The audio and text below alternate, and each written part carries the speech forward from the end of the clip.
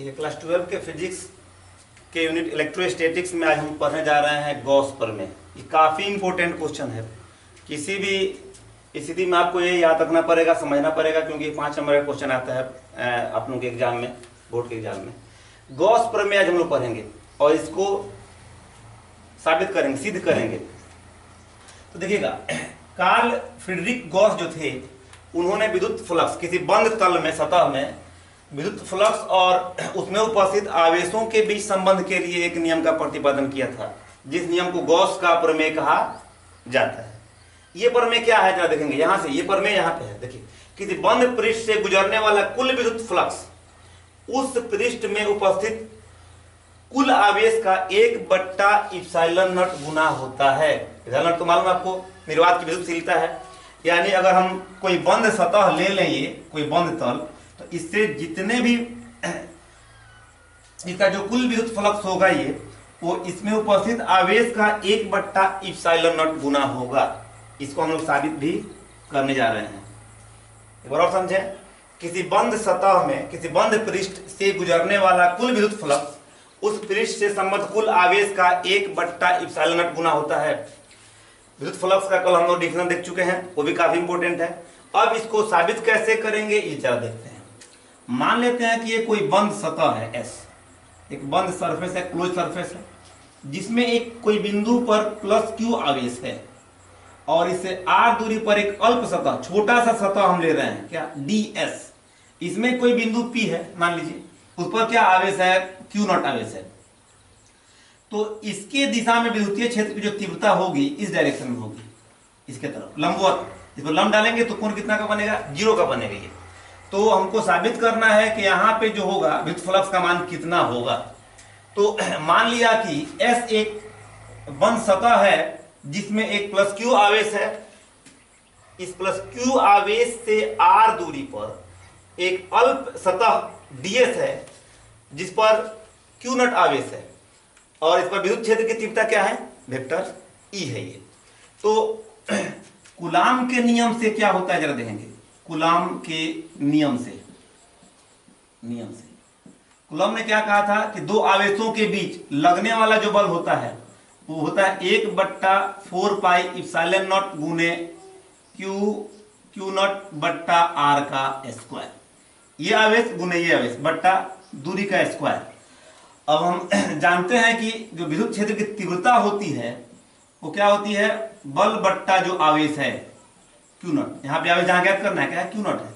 f का मान जरा देखिए ठीक से, f का जो मान है वो क्या है, 1/4πε0 गुने q0/r का स्क्वायर गुने ये भाग में q0 से q0 कैंसिल, यानी कि f बराबर 1/4πε0 गुने q/r का स्क्वायर। इस f का हम लोग प्रयोग करेंगे अभी। देखिए कितना है हमारा विद्युत क्षेत्र की तीव्रता E बराबर 1/4πε0 q/r का स्क्वायर। अब हम जानते हैं कि विद्युत फ्लक्स जो होगा किसका, अल्पांश क्षेत्र का। विद्युत फ्लक्स की परिभाषा से, चलिए परिभाषा से अल्पांश क्षेत्र के लिए क्या लगाते हैं, डी लगाते हैं। फाई ई बराबर ए ds। हम अगर इसको हटा दें वेक्टर के चिन्ह को तो हो जाएगा E D S cos theta. अदिश गुणनफल के लिए कॉस थीटा का प्रयोग होता है, सदिश गुणनफल के लिए साइन थीटा का प्रयोग होता है। अब कुल पृष्ठ का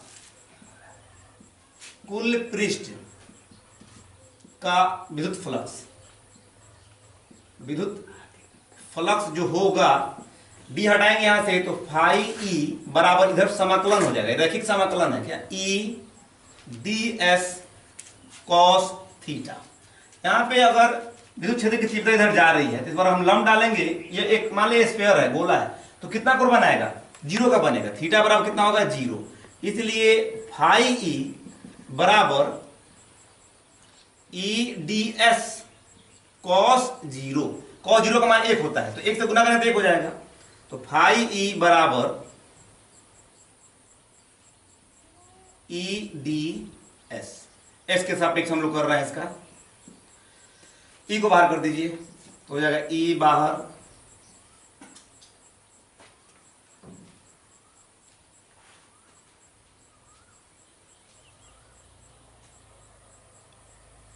यहां पे हो रहा है डी एस।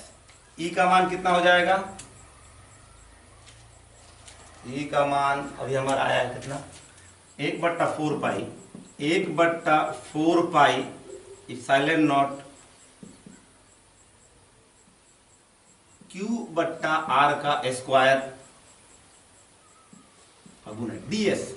मतलब ये अल्पांश का क्षेत्रफल, अगर ये गोला है ना, तो अगर टोटल का हम निकालेंगे तो इस टोटल का क्षेत्रफल कितना हो जाएगा 4πr²। गोले का क्षेत्रफल कितना होता है 4πr²।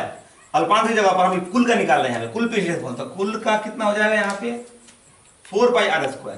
तो ये 4π से 4π और r² से r² अगर कट रहा है तो आ रहा है Q/r का स्क्वायर फाई ई बराबर, यानी कि जो गॉस ने कहा कि कुल विद्युतीय फ्लक्स जो होगा वो आवेश का,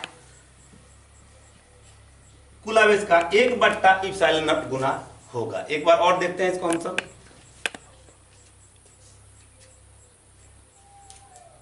ये वाला नहीं दिखाई दे रहा है, अगर ये कटा हमारा तो क्या आ रहा है यहाँ पे, जरा देख लेते हैं। फाई ई बराबर Q/ε0, यानी कि कुल आवेश का 1/ε0 गुना हो रहा है कुल विद्युतीय फ्लक्स। यही गॉस का प्रमेय है। एक बार और समझें। गॉस ने कहा था कि अगर कोई बंद फ्लक्स, कोई बंद तल हो, सतह हो, तो उससे गुजरने वाला कुल विद्युतीय फ्लक्स, इससे संबंध कुल आवेश का 1/ε0 गुना होगा। काफी इंपोर्टेंट क्वेश्चन है, इसको हम लोग, यानी कि इन्होंने कहा कि फाई ई बराबर Q गुने 1/ε0 या Q/ε0। ऐसे ही बोल सकते हैं कि कुल आवेश और विद्युतशीलता का अनुपात जो होता है वह कुल विद्युत फ्लक्स के बराबर होता है। इसको हम साबित करने जा रहे हैं। मान लिया कि एक कोई बंद तल है जिसके अंदर में +Q आवेश है, इससे r दूरी पर एक अल्पांश क्षेत्र ds लिया गया है। यहां पे जो आवेश है वो Q0 है, तो r की दिशा में जो विद्युतीय क्षेत्र का मान होगा ये वेक्टर E होगा।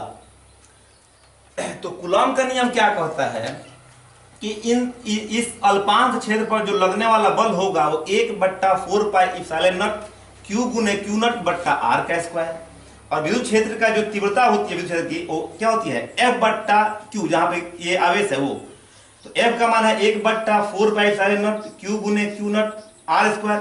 ये देखिए Q0 से Q0 कट गया, ये Q0, तो बच गया। जो विद्युत क्षेत्र की तीव्रता आ रही है वो 1/4πε0 Q/r का स्क्वायर। परिभाषा से हम जानते हैं कि जो विद्युत फ्लक्स का मान होगा वो E ds होता है। ये अदिश गुणनफल के लिए हमने किसका प्रयोग किया है, cos थीटा का। अब देखिए ये अल्पांश क्षेत्र का विद्युत फ्लक्स है ये, तो कुल पृष्ठ का विद्युत फ्लक्स क्या हो जाएगा, यहां से d हटाएंगे तो इधर आ जाएगा रैखिक समीकरण हमारा E ds cos थीटा। गोले पर E की दिशा में अगर हम लंब डालेंगे तो यहाँ पे कोण कितना का बन जाएगा, 0 का बनेगा, तो cos थीटा के जगह पर हो गया cos 0। cos 0 का मान 1 होता है, यानी कि फाई E बराबर इंटीग्रेशन E ds। E अचर पद है तो बाहर कर दिया गया, ds के s के सापेक्ष। यह क्या है, गोला है, स्फीयर है। कुल गोले का जो क्षेत्रफल आएगा वो क्या आएगा 4πr² होगा, तो क्या होगा, कट जाएगा 4πr² से 4πr², बचा क्या Q/ε0, यानी कि फाई E बराबर Q/ε0, यानी कि कुल विद्युतीय फ्लक्स जो होगा वो Q का 1/ε0 गुना होगा।